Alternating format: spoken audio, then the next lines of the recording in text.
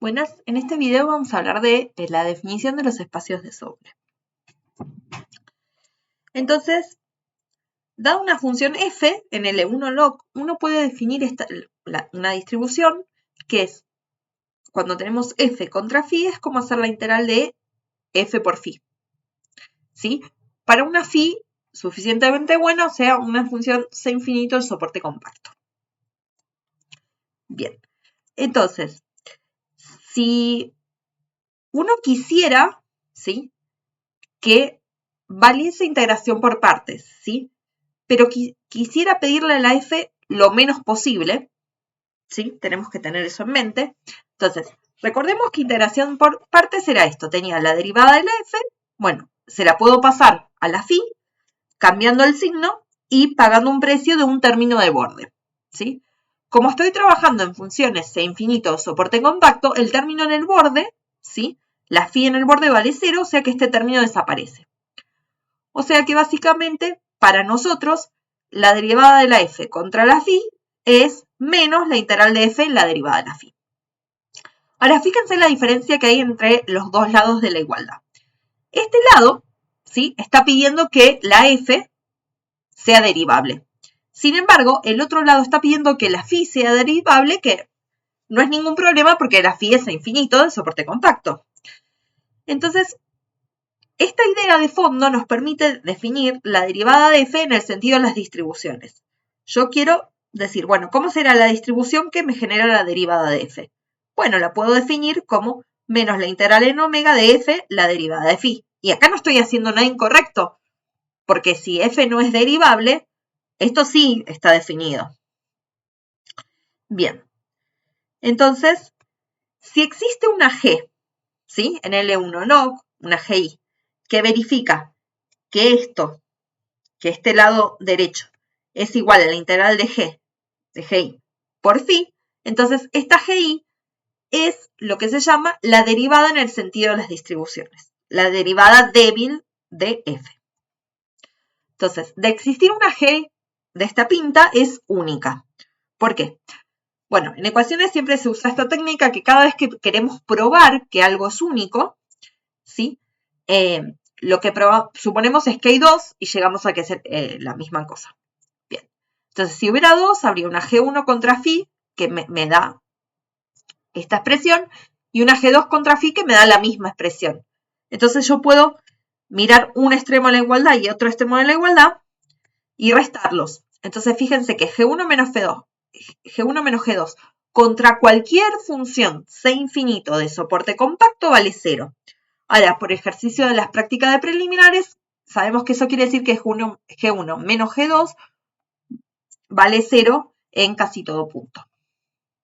Bien, entonces, con esta idea en mente podemos definir lo que es una función de Sobolev. Una función de Sobolev, ¿sí?, va a ser, da una función L1 que tiene sus derivadas distribucionales, ¿sí?, que pueden ser representadas por una función en L1 log.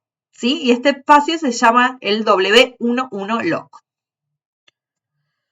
Entonces, el espacio W1P, que se puede definir para P entre 1 e infinito, incluyendo los bordes, son las funciones, ¿sí?, en W1 log, que tanto la F como sus derivadas de primer orden viven en LP. ¿Sí?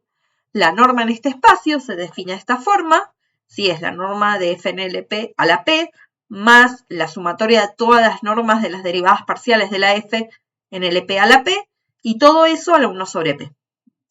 Para el caso P igual a infinito, la norma en, acá debería decir F en W1 infinito es la norma F en el infinito, más la sumatoria de las normas de las derivadas en el infinito.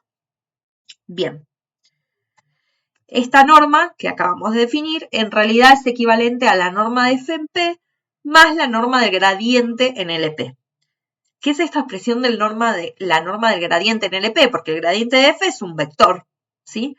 Entonces entendemos la norma del gradiente de f en LP de esta forma. Bien. Para el caso P igual 2, ¿sí?, estas normas vienen de un producto interno, ¿sí? El producto interno es f contra g, más la sumatoria desde igual 1 hasta n de todas las derivadas primeras, la derivada primera de la f contra la derivada primera de la g, ¿sí? Bien, y entonces la norma de f en W12 es el producto de f contra f a la 1 medio, ¿sí? Cuando uno trabaja en el espacio W12, ¿sí? Lo nota H1, ya se van a dar cuenta por qué.